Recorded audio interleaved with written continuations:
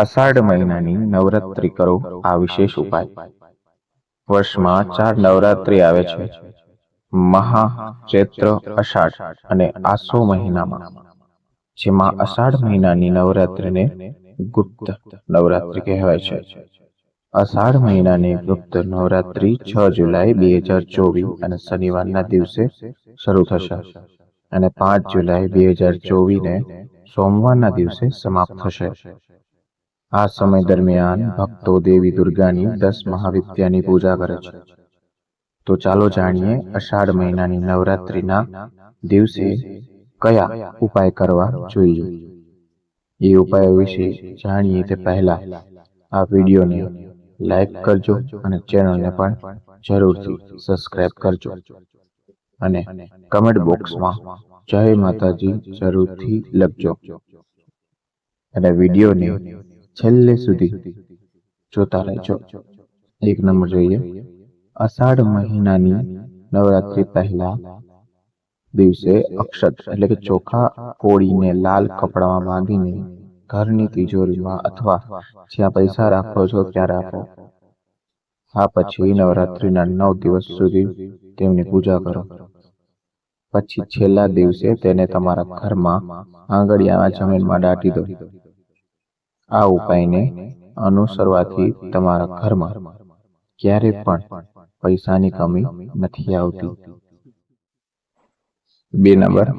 અષાઢ મહિનાની નવરાત્રિમાં દેવી દુર્ગાની પૂજા કરવામાં આવે છે અને ફળો અને મીઠાઈઓને અર્પણ કરવામાં આવે છે. આવી સ્થિતિમાં તમારે નવરાત્રિ દરમિયાન દેવી દુર્ગાનો ફોટો ઘરે લાવવો જોઈએ, જેના કારણે પરિવારના સભ્યો પર માતા દુર્ગાની કૃપા હંમેશા બની રહે અને ધન ધાન્યમાં વૃદ્ધિ થાય. 3 નંબર જોઈએ. અષાઢ મહિનાની નવરાત્રિ દરમિયાન 9 દિવસ સુધી દેવી દુર્ગાના ચરણોમાં કમળના ફૂલ ચડાવવા જોઈએ, તેમજ તેમના વૈદિક મંત્રનો જાપ કરતા રહેવું જોઈએ. આમ કરવાથી દેવી પ્રસન્ન થાય છે અને વ્યક્તિને જીવનભર આર્થિક મુશ્કેલીનો સામનો કરવો પડતો નથી. 4 નંબર જોઈએ. અષાઢ મહિનાની નવરાત્રિ દરમિયાન 1 વાટકીમાં 11 લવિંગ, 11 કપૂર, 11 તમાલપત્ર અને 11 કાળા મરીના દાણા લો અને પછી આ મા દુર્ગાના બીજ મંત્રનો જાપ કર્યા પછી સાંજે આ બધી વસ્તુને એક સાથે બાળી દો. તેનાથી ઘરમાંથી નકારાત્મકતા દૂર થશે અને સકારાત્મકતા વધશે. 5 નંબર જોઈએ. નવરાત્રિમાં 9 કન્યાઓને સારી રીતે ભોજન ખવડાવો અને તેમને લીલી ચુંદડી ભેટમાં આપો. આ ઉપાય કરવાથી તમારા તમામ પ્રકારની સમસ્યાઓ દૂર થઈ જશે. 6 નંબર જોઈએ. પૈસા સંબંધિત સમસ્યાઓ દૂર કરવા માટે આ નવરાત્રિ દરમિયાન એક કાળા કપડામાં ફટાકડી બાંધીને ઘરે મુખ્ય દરવાજા પર બાંધો. જ્યોતિષ શાસ્ત્ર અનુસાર આ કામ કરવાથી વ્યક્તિને ધન પ્રાપ્ત થાય છે અને જીવનમાં ક્યારે પણ પૈસાની સમસ્યાનો સામનો કરવો પડતો નથી. 7 નંબર જોઈએ. અષાઢ મહિનાની નવરાત્રિના 9 દિવસ સુધી હવન કરો. આ દરમિયાન કમલગટ્ટાને ધીમે પલાળી રાખો અને દુર્ગા સપ્તશતીનો પાઠ કરતી વખતે અર્પણ કરો. અંતે મહાનંદી નવમીના દિવસે 9 કન્યાઓને મખાની ખીર ખવડાવો, તેમને દક્ષિણા આપો અને તેમના ચરણો સ્પર્શ કરીને આશીર્વાદ લો. આ તમને દરેક પ્રકારના કર્જોથી મુક્તિ કરશે. 8 નંબર જોઈએ. નવરાત્રિમાં માતાના શ્રી ચરણોમાં ચાંદીની કોઈ પણ વસ્તુનું દાન કરો. આ ઉપાય કરવાથી લક્ષ્મીમાં પ્રસન્ન થશે. 9 નંબર જોઈએ. સવારે અને સાંજે 10 મહાવિદ્યાઓની વિધિવત પૂજા કરો. બંને બાજુ દરમિયાન લવિંગ અને તપાસાનું અર્પણ કરો. આ સાથે દરરોજ સવારે વહેલા ઉઠીને સ્નાન વગેરે કર્યા પછી પૂજા સ્થાન પર તમારી સામે મોતી શંખ પર કેસર વડે સ્વાસ્તિક ચિહ્ન બનાવો. સ્ફટિકની માળાને મંત્રના જાપ કરો. મંત્રનો જાપ કરતી વખતે દરેકને અખંડ શંખના મુક્ત કરો. આ કામ સતત 9 દિવસ સુધી કરો. 9 દિવસ પછી શંખ અને આ ચોખાને સફેદ કોથળીમાં ભેળવીને તમારી તિજોરીમાં રાખો. 10 નંબર જોઈએ. જો તમે તમારા લગ્ન સંબંધિત કોઈ પણ અવરોધનો સામનો કરી રહ્યા છો, અષાઢ મહિનાની નવરાત્રિમાં પૂજા દરમિયાન મા દુર્ગાને ફૂલ અને સિંદૂર ચડાવો. સાથે જલ્દી લગ્નની પ્રાર્થના કરો. એવું માનવામાં આવે છે કે આ ઉપાય કરવાથી વહેલા લગ્ન થવાની સંભાવના રહે છે. 11 નંબર જોઈએ. નવરાત્રી દરમિયાન દરરોજ મા દુર્ગાને તમે યાદ રાખજો, આ ઉપાય બહુ ખાસ છે. નવરાત્રી દરમિયાન દરરોજ મા દુર્ગાને 7 લવિંગ અર્પણ કરો. પછી તે લવિંગને લાલ કપડામાં બાંધીને તમારા ઘરની તિજોરીમાં રાખો. આમ કરવાથી તમારી તિજોરી હંમેશા ભરેલી રહેશે. અષાઢ મહિનાની નવરાત્રીમાં ભૂલથી પણ ન કરો આટલા કામ.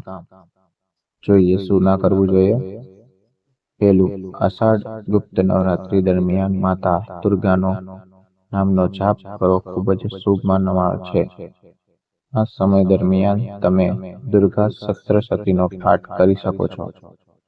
નવરાત્રી દરમિયાન સવારે મોડે સુધી સૂવાનું ટાળવું જોઈએ અને આળસથી દૂર રહેવું જોઈએ. એવું માનવામાં આવે છે કે દેવીના પ્રકોપનો સામનો કરવો પડશે.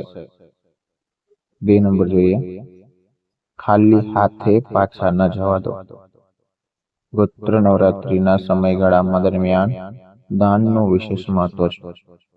તેથી તમારા ઘરમાં દરવાજે આવનાર કોઈ પણ જરૂરિયાતમંદ કે વ્યક્તિને ખાલી હાથે પાછા જવા ન દો. 3 નંબર જોઈએ. માંસ અને મદિરાનું સેવન ન કરવું જોઈએ. અષાઢ ગુપ્ત નવરાત્રી દરમિયાન ગૃહસ્થાનોએ ફક્ત હવન અને સ્વાસ્તિકની પૂજાનું પાલન કરવું જોઈએ. આ દરમિયાન ભૂલથી પણ માંસ અને મંદિરનું સેવન ન કરવું જોઈએ. 4 નંબર જોઈએ. ગુપ્ત નવરાત્રી દરમિયાન સાફ સફાઈનું ધ્યાન રાખવું જોઈએ. ગંદકી જીવનમાં દરિદ્ર ફેલાવે છે. ગુપ્ત નવરાત્રી દરમિયાન મહિલો, વૃદ્ધો અને પશુ પક્ષીઓને પરેશાન ના કરો. કોઈ પણ વ્યક્તિને શારીરિક કે માનસિક રીતે નુકસાન ના પહોંચાડો, વરના વધારે નુકસાન થઈ શકે છે. 5 નંબર, નકારાત્મક વિચાર. અષાઢ નવરાત્રી દરમિયાન વ્યક્તિના મનમાં નકારાત્મક વિચાર ના આવવા જોઈએ. તેનાથી ઘણા દુષ્પ્રભાવ પણ થાય છે. આ સમયગાળા દરમિયાન વેરની વસ્તુઓનું બચવું ખૂબ જ મહત્વપૂર્ણ છે. ખરાબ વિચારો અને ખોટા કાર્યથી દૂર રહો, તે હંમેશા યાદ રાખજો. 6 નંબર જોઈએ. અષાઢ નવરાત્રી દરમિયાન તામસિક વસ્તુઓ જેમ કે લસણ, ડુંગળી વગેરેનું સેવન ના કરવું જોઈએ.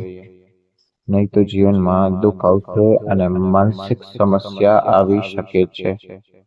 ગુપ્ત નવરાત્રી દરમિયાન વાળ અને નખ ન કાપવા જોઈએ. આમ કરવાથી તમારે ઘણી ખરાબ અસરનો સામનો કરવો પડી શકે છે. 7 નંબર જોઈએ. ઇન્દ્રિયોને કાબૂમાં રાખો. ખાસ કરીને નવરાત્રીના 9 દિવસ દરમિયાન બ્રહ્મચર્યનું પાલન કરો અને તમારી ઇન્દ્રિયોને નિયંત્રણ કરો. તેનાથી મન એકાગ્રતા રહે છે અને મન અને હૃદયની પૂજા માટે શુદ્ધિ જરૂરી છે. 8 નંબર જોઈએ. ગુપ્ત નવરાત્રી દરમિયાન કોઈની સામે ખરાબ ના બોલવું જોઈએ અને કોઈને અપમાનજનક શબ્દો ના બોલવા જોઈએ, જેના કારણે પૂજાના પરિણામોનો નાશ થઈ જશે.